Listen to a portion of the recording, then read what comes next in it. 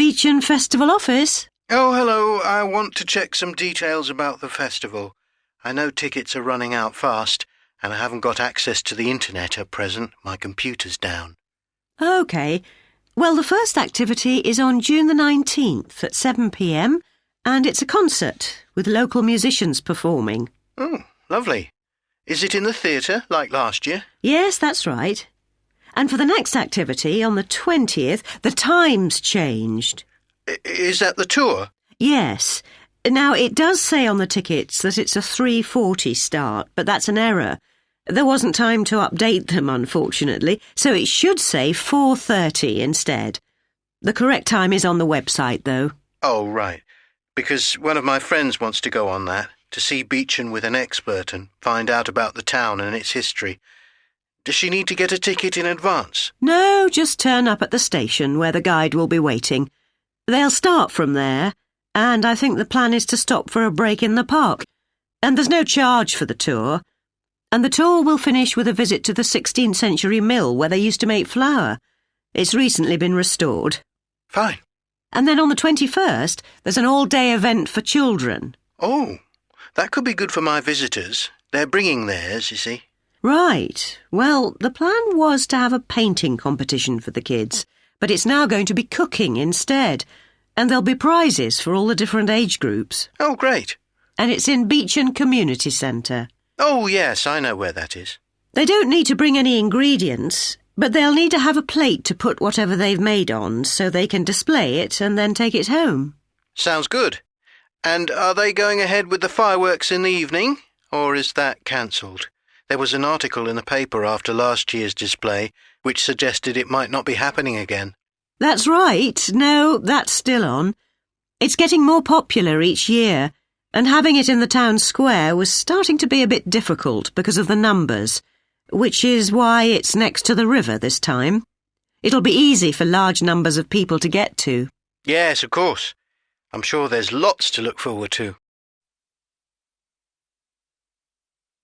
Before you hear the rest of the conversation, you have some time to look at questions 7 to 10 on page 2.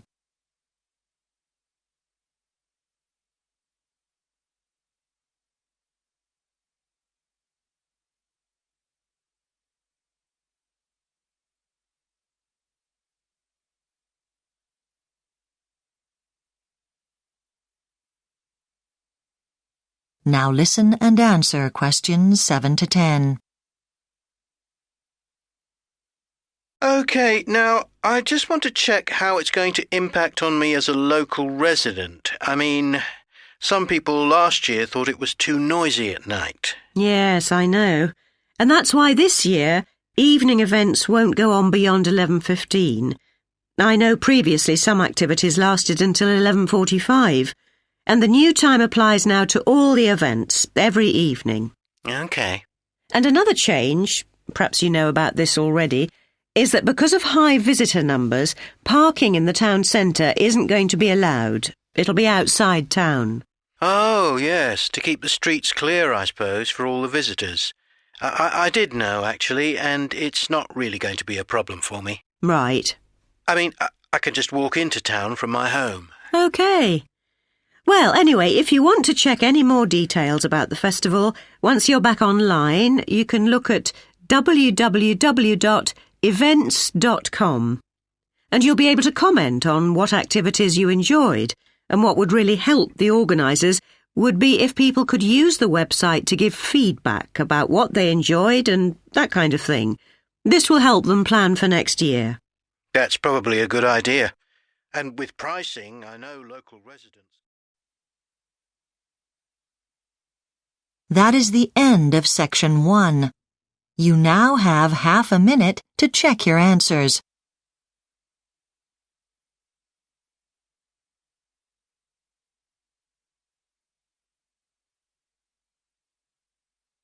Now listen carefully and answer questions 11 to 14. Well, good evening, everyone. My name's Gary Payne, and I'll be the leader for your walking holiday in Spain. And the purpose of this evening's meeting is for us all to get to know each other in advance and for you to ask any questions you may have about the holiday. So I'll begin by telling you a little bit about what to expect.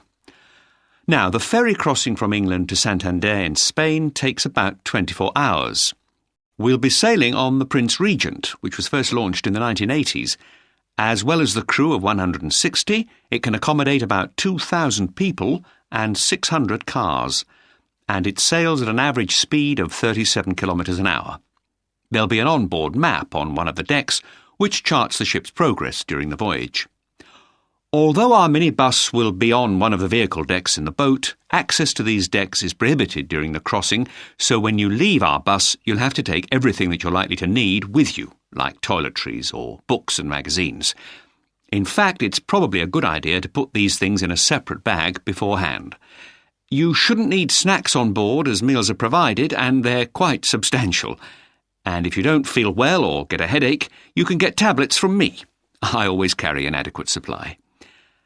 Now, once we're in Spain, we'll be based at a hostel in a small village called La Vega de Libana, about 120 kilometres from Santander.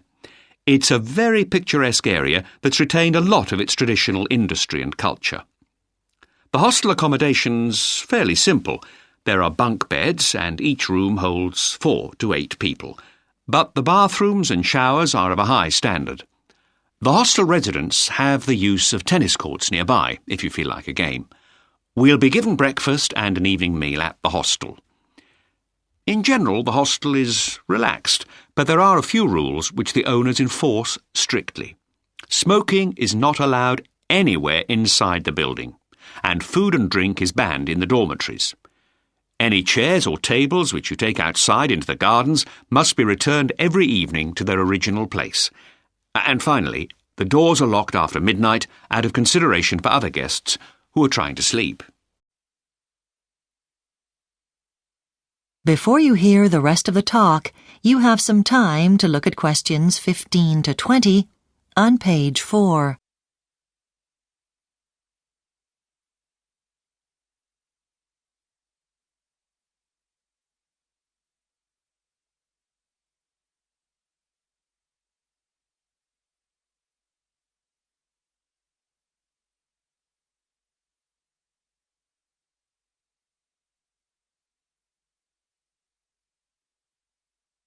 Now listen and answer questions 15 to 20. Now that's enough about travel and accommodation. But before I move on, I should say something briefly about equipment. There's a list in the guidebook you've been sent, but I'll just elaborate on 1 or 2 items. First, boots. Make sure that the ones you bring have thick soles. That's the most important thing. Don't bring trainers for walking in. Apart from anything else, they're dangerous because they slip. It's important to bring spare socks. Then, about waterproofs. I'd strongly advise you not to come with anything heavy, with a thick lining. The ideal things are those lightweight ones, because they fold up small, and although they do keep the wind out, they don't make you too hot. Right? Next, sun cream. This is absolutely essential. And regarding the strength, make sure you get what's known as total block. Even factor 25 isn't good enough for those latitudes in July. Then, let's see. Bring a folder to keep your map and other papers in, one of those plastic ones. It's not very likely to rain, but if it does, you'll find it soaks everything. So, that's the practicalities over. Now let me tell you a little bit about the area in Spain where we'll be walking. The Picos de Europa. It's a very popular area for tourists because of its spectacular peaks. Although they're only 25 kilometres from the sea, the highest peaks are more than 2,600 metres high and have year-round snow caps. On the highest peaks, you've got alpine plants that are only free of their snow cover for a few months a year. Then you've got meadows that are full of wild flowers at certain times of the year. Then the northern slopes are covered by woodlands, giving homes to rare species such as wolves and bears. And because of the variety of plant life, which survives in that part of Europe due to the traditional way of life there, That is the end of section 2. You now have half a minute to check your answers.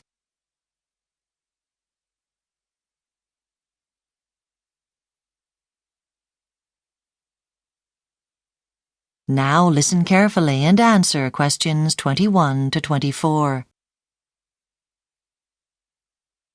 I can't believe you're still in the library, Sally. You've been here all day. Are you still working on your peer assessment project? Hi, Steve. Yes, I'm still here and I'm nowhere near finished. I'm still processing the reading I've done on peer assessment. I'm interested to see if students marking each other's work is beneficial. I know a lot of the other students are pretty sceptical about its value as a way of assessing their performance. They think the tutors are in favour of it because they don't have to spend so long marking. But I disagree. I think we can learn a great deal from it. Yes.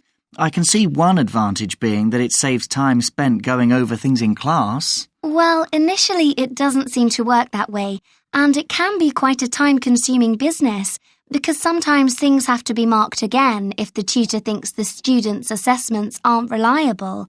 The real gain is the fact that the students learn to stand back and assess their own assignments objectively because they're much more familiar with the marking system. Yes, I can see that. It gives them an opportunity to reflect on their own performance. And how do they feel about having another student mark their work? Is that good for rapport? In some cases, yes. In some cases, no. I think more research is needed to answer that question.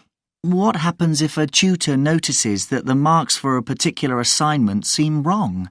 Should the students mark them again? That might not make any difference. So in that case, the tutor would have to remark all those assignments and then go through the marking criteria really carefully with the students on the next assignment with some sample answers. Right. I've been reading about a research project on peer assessment. The researchers invited a group of students from 2 different universities to attend a one-day conference. They also invited some university lecturers to attend. Each student gave a short presentation on a project of their choice. Each of these presentations was assessed individually by all the participants, both students and lecturers. To support their marking, they used a set of assessment guidelines that had been prepared the day before by a random selection of students. Before you hear the rest of the discussion, you have some time to look at questions 25 to 30 on page 6.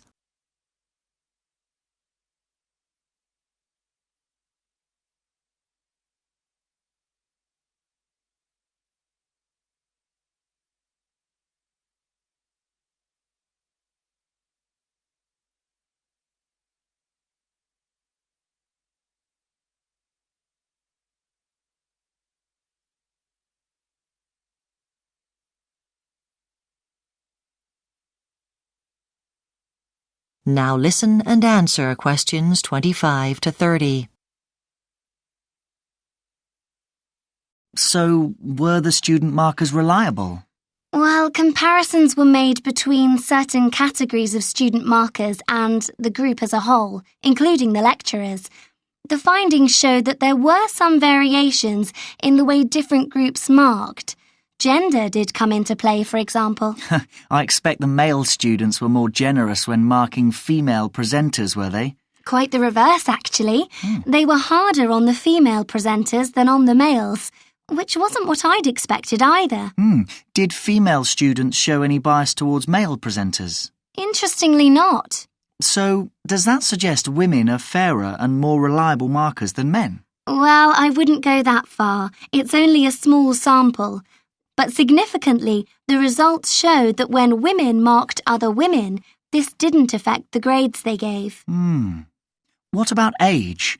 Were you able to come to any conclusions about that? Yes, because we had some mature students presenting and we found the marks awarded to them by their younger peers were rather more generous. Oh, I wonder why that is. Now, you said there were groups of students from 2 universities.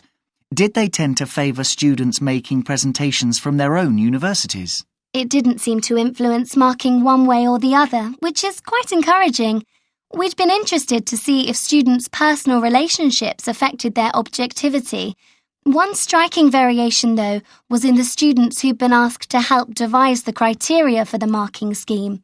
They were actually the toughest markers of all, marking consistently below the tutors. Really? Well, it sounds as if it's generated lots of useful data. I expect you'll be here for days. That is the end of Section 3. You now have half a minute to check your answers.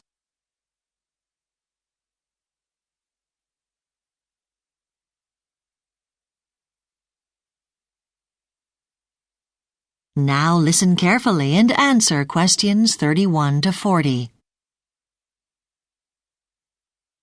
Good morning and welcome back to this series of linguistics lectures. Today, I will be talking about the language Bislama, which is a form of Pidgin English. Linguists use the term pidgin to describe new languages that are created by combining two or more existing languages, often in a simplified form. The study of pidgin languages is important because it provides us with information about language change and modification. The pidgin English known as Bislama is used in the South Pacific nation of Vanuatu, a group of islands where 81 first languages are still regularly used by the local people. There are a further 17 local languages that are in danger of dying out and 8 that have been identified as extinct. This gives a total of 106 first languages in all, a very high number for a small country with a population of just 200,000 people. Then thinking about foreign languages, English is the most important and has official status, largely because it is the medium for all education purposes. However, it is Bislama that is the most widely spoken language in the country, used regularly by more than 90% of the population. We should note here that in earlier times some people had negative feelings towards the language. In fact, for many years it was commonly referred to as a broken language and its use was discouraged. But attitudes have changed dramatically, and today the people of Vanuatu are very proud of this unique language. It is only when we understand the historical context that we can comprehend just why Bislama developed in Vanuatu. The first form of Pidgin English in this region can be traced to around 1800, when foreign traders arrived and local people were recruited to work as sailors. On board multilingual ships, there was an obvious need for a common tongue, and Pidgin English was born. This early form of Bislama continued to spread as trade in the Pacific developed in sandalwood and other local commodities. Then from about 1860, a lot of people from Vanuatu travelled to Australia to work on the new plantations as labourers. Again, because of the multilingual nature of these workplaces, it was very important to have a common language. Finally, in modern times, there have been other pressures that have maintained the need for a common language. Like many other parts of the world from about the 1950s, Vanuatu experienced a significant migration of its people from small villages into the city, and it has been here that Bislama has really established itself as the country's first language.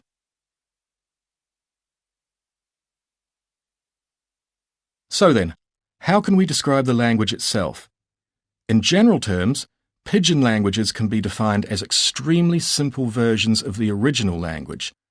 However, this is not a satisfactory definition in this case, and linguists prefer to describe Bislama as a developed Pidgin because it has more rules and ideas than most simple Pidgin languages found in other parts of the world. Let's think first about the vocabulary. Because Britain was the colonial power, the majority of Bislama's vocabulary is derived from English. However, some care needs to be taken here. For example, the word from in Bislama can also mean because of, so we need to be aware that words can have a wider range of meanings in Bislama. Indeed, there are numerous other potentially misleading terms, and English is not the only contributor to the vocabulary. Again, because of the region's history, there are some words, around 5 to 10%, that are derived from French.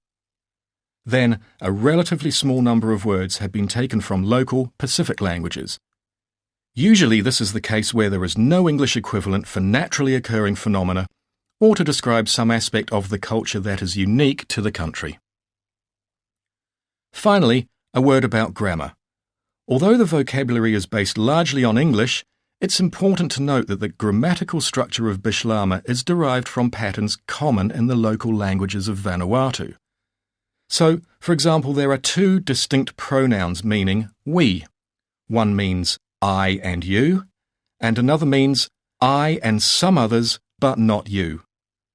Sounds confusing in English, but in the local languages, such distinctions are common. A different example concerns the word long. It is almost the only preposition in Bislama and may be used in place of a whole range of English words such as at, to, with, on, in, and so on.